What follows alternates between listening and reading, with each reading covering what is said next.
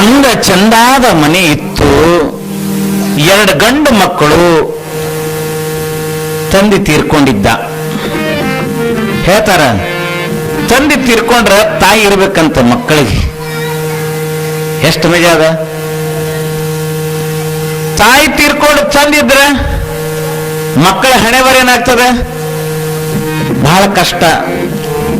ಮತ್ತೊಂದು ಮಾಡ್ಕೊಂಡ ಆ ತಾಯಿ ಹೆಂಗ ಈ ಮಕ್ಕಳಿಗೆ ಸಲ್ವಕ್ಕಾಗ್ತದೇನು? ಹಂಗ ಮಲ್ಲಮ್ಮನಂಗ ಗುಣವಂತಿ ಧರ್ಮವಂತಿ ಸಿಗುವುದು ದುರ್ಲಭ. ಯಾಕ್ರಿ? ಸಿಗ್ತಾವ? ಎಂದೂ ಸಿಗಲ್ಲ. ಹಾಗೆ ಸಿಗಬೇಕಾದ್ರೆ ಪೂರ್ವಜನು ಪುಣ್ಯ ಬೇಕು. ಬಹಳ ಆನಂದವಾಗಿ ಗಂಡ ಸರಿ ಹೋಗ್ಯಾನ. ಮಕ್ಕಳು ಸಣ್ಣ ಇದ್ದು. 2 ಮಕ್ಕಳು ಅವಳಿ ಜೋಳಿ ಹುಟ್ಟಿವು. ಸಂಗ್ಯಾ ಮಲ್ಯ ಅಂತ ತಿಳ್ಕೊಂಡು ಎಷ್ಟು ಚಂದ. ತಾಯಿ ಏನ್ ಮಾಡ್ತದ, ಯಾರೂ ಇಲ್ಲ ಅಂತ ತಿಳ್ಕೊಂಡು ತಾ ಸ್ವತಃ ಹೊಲ 20 ಎಕರೆ ಜಮೀನ, ದೊಡ್ಡದೊಂದು ಮನಿ, ಎತ್ತುಗಳು, ಒಕ್ಕಲತನ ಸಾಮಾನ, ದೇವರೆಲ್ಲ ಕೊಟ್ಟಿದ್ದ. ಆಕಿನ ಗಂಡ ಎಲ್ಲ ರೆಡಿ ಮಾಡಿ ಬಿಟ್ಟು ಹೋದ. ದುಡ್ಕೊಂಡು ತಿನ್ನೋದು ಇವ್ರ ಕೆಲಸ ಅದ.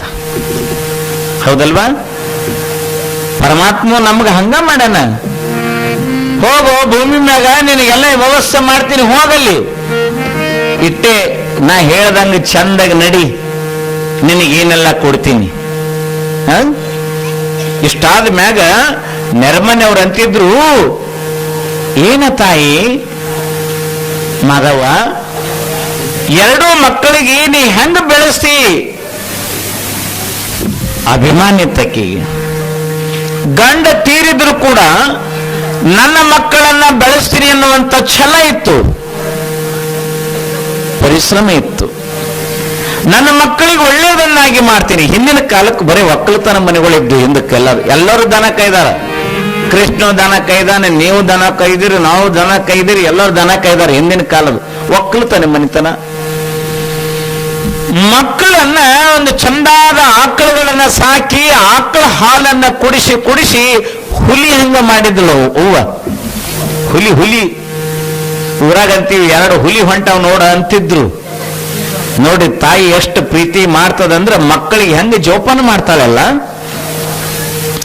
2 ಮಕ್ಕಳನ್ನ ಹುಲಿ ಹಂಗ ಬೆಳೆಸ್ತಾಳ. ಯಾವಾಗ ಅವು 2 ಮಕ್ಕಳು ಲಗ್ನಕ್ಕೆ ಬರ್ತವೆ, ಏನವು ಮೈಗೆ ಹಿಂಗ ಚೂಟದ್ರೆ ಎಲ್ಲಿ ರಕ್ತ ಬರಬೇಕು ಅಷ್ಟು ಕೆಂಪಾಗಿದ್ರು. ಊರಾಗ ಹೆಣ್ಮಕ್ಳು ಹತ್ತಿದ್ರು. ಕಸಕ್ ತೆಗಿಲಿಕ್ಕೆ ಹೋದ ಹೆಣ್ಮಕ್ಳು, ಏನ ಮಾದವಕ್ಕ, ಏನು ಮಕ್ಕಳಿಗೆ ಬೆಳೆಸಿದಿ ಇವ? ಆ ಮಕ್ಕಳನ್ನ ಬಂಗಾರ ಖಡ್ಡಾಗ ಬರದಂಗದವನು ನೋಡು ನಿನ್ನ ಮಕ್ಕಳು ಅಂತಿದ್ರು. ಅಪ್ಪಿರ್ಲಿಲ್ಲ ಕೂಡ ತಾಯಿ ಎಷ್ಟು ಪ್ರೀತಿಯಿಂದ ಮಕ್ಕಳನ್ನ ಬೆಳೆಸಿದ ತಾಯಿ ಹೇಳ್ತಾಳೆ, ಇವ ನನಗೆ ಸಂಪತ್ತು, ನನ್ನ ಯಜಮಾನ ಹೋದ್ರು ಕೂಡ 2 ಮಕ್ಕಳು ಕೊಟ್ಟು ಹೋಗ್ಯಾನ. ನನ್ನ ಮನೆ ಕೀರ್ತಿ ತರೋ, ನನ್ನ ಮನೆ ಉದ್ಧಾರ ಮಾಡುವಂತ 2 ಮಕ್ಕಳು ದೇವರು ನನಗೆ ಕೊಟ್ಟನಲ್ಲ, ಇದಕ್ಕಿಂತ ನನಗೇನು ಬೇಕು ಅಂತ ತಾಯಿ ಹೇಳ್ತಾಳೆ. ಹೆಣ್ಣು ಮಕ್ಕಳಿಗೆ ಗಂಡು ಮಗು ಇದ್ರೆ ಸಾಕು, ಹೆಣ್ಣು ಮಕ್ಕಳು ಇದ್ರು ಸಾಕು. ನೀವು ಸಿಟ್ಟಿಗೆ ಬಂದಿರಿ. ಮತ್ತೆ ಪ್ರೀತಿಯಿಂದ ಮಕ್ಕಳನ್ನ ಬೆಳೆಸಿ ಅಂದ ಚಂದಾಗಿ ಮಕ್ಕಳನ್ನ ಬೆಳೆದು ದೊಡ್ಡವರಾಗ್ತಾರೆ.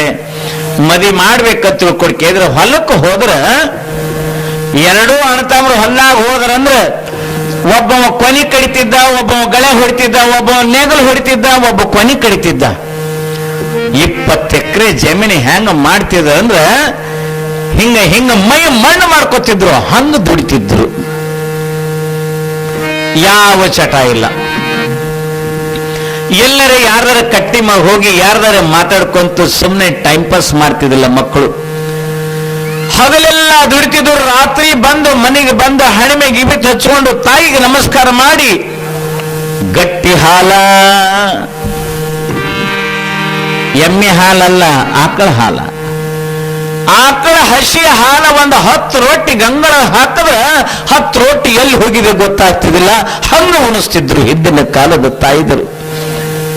ಹಿಂದಿನ ಏನು ಊಟ ಹಿಂದಿಂದಲ್ಲ. ಇವನ್ ಚಪಾತಿ ಒಂದು ಪಾನಿಪುರಿ ತಿನ್ನೋಣ ಮುಗಿದು ಹೋಗ್ತೀವಿ. ಪಾನಿಪುರಿನಾಗ ಇವೆಲ್ಲ ಈಗಲ್ಲ. ಊಟ ಮಾಡಿದ್ರೆ ಹುಲಿ ಹೆಂಗ ಇರ್ತಕ್ಕಂಥ ಮಕ್ಕಳು ಹೆಂಗ ಮಜಾ ಆಗ್ತದ ನೋಡು. ತಾಯಿ ಮಕ್ಕಳಿಗಾಗಿ ಮಧ್ಯಾಹ್ನದಾಗ ಏನ್ ಮಾಡ್ತಿದ್ಳು, ಚಂದಾಗ ಮಜ್ಜಿಗೆ, ಮೊಸರ, ಅಗಸಿ ಹಿಂಡಿ, ಕಾರಳಿ ಹಿಂಡಿ ನೋಡಲ್ಲ, ಉಳ್ಳಿಗಡ್ಡಿ, ಮೆಂತಿ ಪಲ್ಲಿ, ಚಂದ ಉಪ್ಪಿನಕಾಯಿ ಎಲ್ಲ ಬುಟ್ಟಿ ಒಳಗ ರೆಡಿ ಮಾಡ್ಕೊಂಡು ತಾಯಿ ಹಿಂಗ ತಲೆ ಮ್ಯಾಗ ಇಟ್ಕೊಂಡು ಒಂದು ಮಜ್ಜಿಗೆದ ಗುಂಡಿಗೆ ಹಿಂತ ದೊಡ್ಡದ ಕಿಟ್ಲಿ ಹಿಡ್ಕೊಂಡು ಹೊಂಟ್ರ ಊರನವ್ರ ಅಂತಿರು ಎರಡು ಮಕ್ಕಳಿಗೆ ಹೆಂಗ್ ಉಣಿಸಿ ಹೆಂಗ್ ಮಾಡ್ಯಾಳ ನೋಡು ಅಂತಿದ್ರು. ಇರ್ಬೇಕು ಹಿಂಗ ತಾಯಿ ಮಕ್ಕಳು ಅಂತ. ಮ್ಯಾಗ ಹೊಲಕ್ಕೆ ಬಂದ ಅರಡಿ ಮ್ಯಾಗ ಏರ್ದ ಅಂದ್ರೆ ಎರಡು ಮಕ್ಕಳು ಬೆವರು ಸುರಿಸುವಂಗ ದುಡಿತಿದ್ದು. ತಾಯಿಗೆ ತನ್ನ ಗಂಡನ ನೆನಪಾಗ್ತಿತ್ತು. ನನ್ನ ಯಜಮಾನ ಇದ್ದಂದ್ರೆ ನನ್ನ ಯಜಮಾನ ಹೆಂಗ ಅನಿಸ್ತಿತ್ತು, ಆಕೆ ಕಣ್ಣಾರ್ ನೀರು ಬರ್ತಿತ್ತು. ತಲೆ ಮ್ಯಾಗಿನ ಬುತ್ತಿ ಒಂದು ಕೈಯಾಗ ಹಿಡ್ದಾಳ, ಕಿಟ್ಲಿ ಒಂದು ಕೈಯಾಗ ಹಿಡ್ದಾಳ. ಬಂದು ಬೇವಿನ ಗಿಡಕ್ಕೆ ಹೋಗಿ ಅಲ್ಲೇನಪ್ಪ ತಿಳ್ಕೊಂಡು ಬುತ್ತಿ ಇಟ್ಟು ಹೊಲದಾಗ ಹೋಗಿ 10 ರೂಪಾಯಿ ಹರ್ಕೊಂಡು ನೋಡು, ಸೌತಿಕಾಯಿನ ಹರ್ಕೊಂಡು ಯಾರಿಗೆ ಮಕ್ಕಳಿಗೆ ತಿನ್ನಿಸ್ಬೇಕನ್ನುವಂತ ಪ್ರೀತಿ ತಾಯಿ ಕರಳಲ್ವನ. ಸೌತೆಕಾಯಿ 10 ಪಲ್ಯ, ಉಳಿಗಡ್ಡಿ ತಪ್ಪಲ ಎಲ್ಲವನ್ನ ಹಾಕೊಂಡು ತಂದು, ಏ ಮಲ್ಲ ಸಂಘ ಬರ್ರು, 1:30 ಗಂಟೆ ಆಯ್ತು ಬರ್ರಿಪ್ಪ, ಸೂರ್ಯ ತಲೆ ಮ್ಯಾಗ ಬಂದಾನ ಅಂತಿತ್ತು. ತಾಯಿ ಕೂಗುದ್ರ ಅಮ್ಮ ಅಂತಿದ್ದು ಎರಡು. ತಾಯಿ ಬರ್ರೋ ಅಂತ ಕರೆದ್ರ ಅಮ್ಮ ಅಂತ ಬರ್ತಿದ್ರು. ಇಬ್ರು ಓಡ್ಕೊಂಡು ಬರ್ತಾರೆ, ಕೈಕಾಲು ಮುಖ ತೊಳ್ಕೋತಾರೆ ನೋಡು. ಕೈಕಾಲು ಮುಖ ತೊಳ್ಕೊಂಡು ತಾಯಿ ಒಂದಿಟ್ಟು ಭಸ್ಮ, ಯಾವಾಗಲೂ ಡಬ್ಬಿ ವಿಭೂತಿ ಡಬ್ಬಿ ಇತ್ತು, ವಿಭೂತಿ ಹಚ್ಕೊಂಡ್ರೆ ಊಟ ಕೊಡ್ತಿದ್ದಿಲ್ಲ, ಕೊಡ್ತಿದ್ದ ಊಟ. ಎರಡು ಮಕ್ಕಳು ಭಸ್ಮ ಹಚ್ಕೊಂಡು ಚಂದಾಗಿ ತಾಟ್ ಹಚ್ಚಿ ಶಿಸ್ತಾಗಿ ಊಟ ಮಾಡಿ ಒಂದು ಅರ್ಧ ಗಂಟೆ ರೆಸ್ಟ್ ಮಾಡಿ ಮತ್ ಹೊಲ ಕೆಲಸ ಮಾಡ್ತಿದ್ದು. ಅಕ್ಕಿನ ಸಂಸಾರ ದೇವರ ಖುಷಿ ಪಟ್ಟಿದ್ದ. ನಾಯ್ಕಿ ಭೂಮಿ ಕೊಟ್ಟಿದ್ಕ, 2 ಮಕ್ಕಳು ಕೊಟ್ಟಿದ್ಕ ಸಂಸಾರ ಚಲೋ ನಡೆದ. ಯಾಕ್ರಿ, ದೇವ್ರು ಎಂದೂ ಬದಲು ಮಾಡಲ್ಲ, ನಮ್ಮಂಗೆ ಎಂದೂ ದೇವ್ರು ಬದಲಾಗಲ್ಲ. ಕೊಡೋರಿಗೆ ಚಲೋ ಗುಣ ಆಯ್ತು ಅವ್ನು ಕೊಡ್ಕೋತಿ ಹೋತಾನ. ನಮ್ಮ ಗುಣ ಖರಾಬ್ ಆಯ್ತು, ನಮ್ಮ ಗುಣ ಬದಲಾಯ್ತು, ದೇವರ ನಿನ್ನ ಪಾಡಿಗೆ ನೀ ನೋಡ್ಕೊ ಅಂತ ನಾವು. ಹೌದಿಲ್ಲ? ಒಂದು ದಿನ ಏನಾಗ್ತದಂದ್ರ ಹೊಲ್ದಾಗ ನೇಗಿಲು ಹಚ್ಚಿದ್ರು. ಅಣ್ಣ ಸಂಗಪ್ಪ ನೇಗಿಲು ಹೊಡಕತ್ತಿದ, ತಮ್ಮ ಅದನ್ನ ಕಂಟಿ ಕಡ್ಕೋಂತ ಸುತ್ತೆಲ್ಲ ಬೇಲಿ ಹಚ್ಚಕತ್ತಿದ್ದ. ನೇಗಿಲು ಹೊಡ್ಯಾರ್ದಾಗ ಒಂದು ಹಂಡೆ ಹತ್ತದ ಹೊಲ್ದಾಗ. ಒಮ್ಮಿನಲ್ಲಿ ನೇಗಿಲು ಫಳಕ ಮುರಿತದ. ಮುರಿದ ಮ್ಯಾಗ ಗುದಲಿ ತಗೊಂಡು ಕೆದರಿ ನೋಡ್ತಾನೆ, ತಮ್ಮ ಒದರ್ತಾನೆ.